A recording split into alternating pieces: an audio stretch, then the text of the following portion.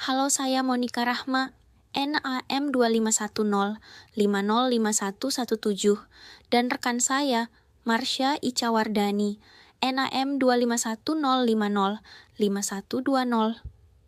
Pada video ini, kami akan membahas topik interaksi radiasi dengan materi dan pengaplikasian dalam dunia medis dan industri pada modalitas pesawat kedokteran nuklir, gamma kamera, dan PET. Radiasi bukan hanya sekadar energi tak kasat mata.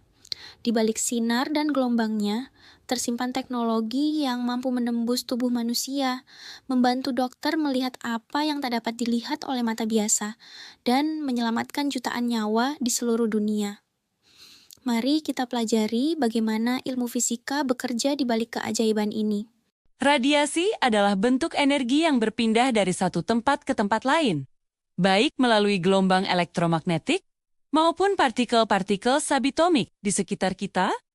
Radiasi hadir dalam berbagai bentuk, mulai dari cahaya matahari yang menghangatkan bumi, sinyal radio yang membawa suara, hingga sinar kosmik dari luar angkasa.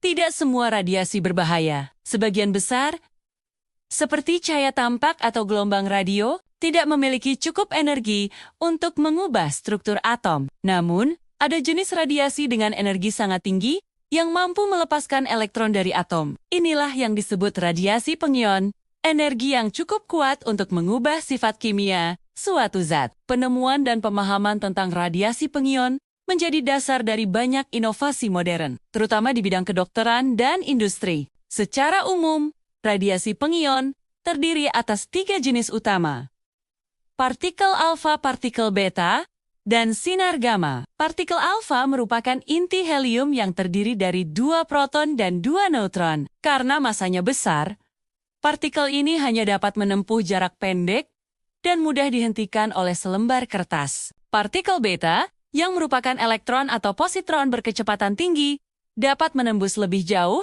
tetapi masih bisa dihentikan dengan lembaran aluminium tipis. Sementara itu, sinar gamma berbeda sama sekali. Ia bukan partikel bermassa, melainkan gelombang elektromagnetik berenergi tinggi. Sinar gamma dapat menembus tubuh manusia dan bahan padat lainnya, bahkan logam tipis. Sifat inilah yang membuatnya sangat berguna untuk melihat bagian dalam tubuh dalam dunia medis, dan juga untuk memeriksa struktur logam dalam industri. Jadi, perbedaan antara ketiganya bukan hanya pada kekuatan, tapi juga pada bagaimana mereka berinteraksi dengan materi. Ketika radiasi mengenai materi, berbagai hal bisa terjadi tergantung pada jenis radiasi dan sifat material yang dikenainya. Radiasi dapat menyebabkan ionisasi, yaitu ketika atom kehilangan atau menerima elektron sehingga menjadi bermuatan listrik. Ionisasi ini dapat mengubah struktur kimia suatu zat atau bahkan merusak jaringan biologis. Jika terjadi pada makhluk hidup, radiasi juga dapat mengalami hamburan, di mana arah geraknya berubah setelah bertabrakan dengan partikel lain. Dalam beberapa kasus, energi radiasi diserap sepenuhnya oleh materi.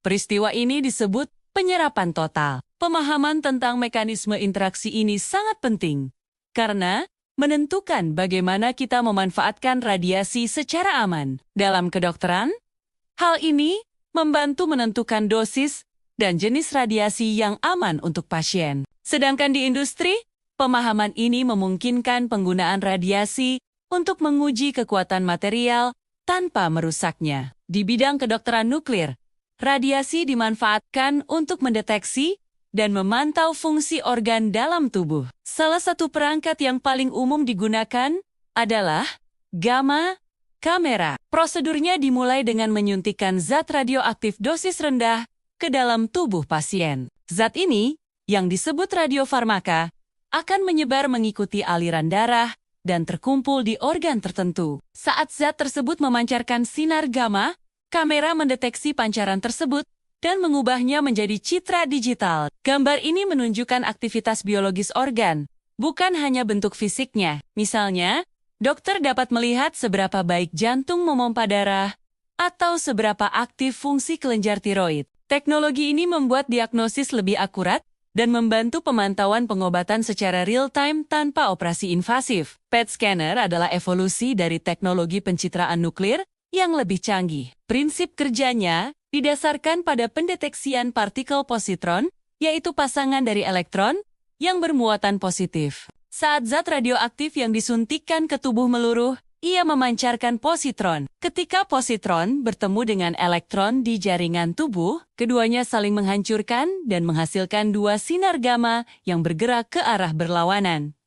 Detektor di sekitar tubuh pasien menangkap sinar-sinar tersebut secara bersamaan. Dari data ini, komputer membangun citra 3 dimensi yang menggambarkan aktivitas metabolik tubuh secara sangat detail. PET scan banyak digunakan untuk mendeteksi kanker, mempelajari fungsi otak, serta menilai aliran darah ke jantung. Teknologi ini membantu dokter tidak hanya melihat bentuk organ, tetapi juga bagaimana organ tersebut bekerja. Radiasi tidak hanya berperan penting di rumah sakit, tetapi juga di banyak sektor industri. Dalam radiografi industri, sinar gamma digunakan untuk memeriksa sambungan las pada pipa, tangki, dan struktur logam tanpa harus memotongnya. Ini membantu mendeteksi cacat tersembunyi yang tidak bisa dilihat mata manusia. Dalam pengukuran ketebalan bahan, radiasi digunakan untuk memastikan ketebalan lembaran logam atau plastik secara presisi selama proses produksi. Ada pula sterilisasi radiasi yang digunakan untuk membunuh mikroorganisme pada alat medis, makanan, atau bahan farmasi tanpa menggunakan panas. Semua ini menunjukkan bagaimana radiasi, ketika dikendalikan dengan tepat, dapat meningkatkan efisiensi dan keselamatan dalam industri modern. Karena memiliki energi tinggi, radiasi pengion dapat berbahaya bila digunakan tanpa pengendalian. Oleh sebab itu, prinsip keselamatan radiasi menjadi hal yang wajib dipahami. Prinsip utama yang digunakan adalah ALARA, singkatan dari as low as reasonably achievable. Artinya, paparan radiasi harus dijaga serendah mungkin dengan 3 cara: mengurangi waktu berada dekat sumber radiasi, menjaga jarak yang cukup, dan menggunakan pelindung seperti timbal atau beton. Selain itu, petugas yang bekerja dengan sumber radiasi wajib menggunakan alat pengukur dosis atau dosimeter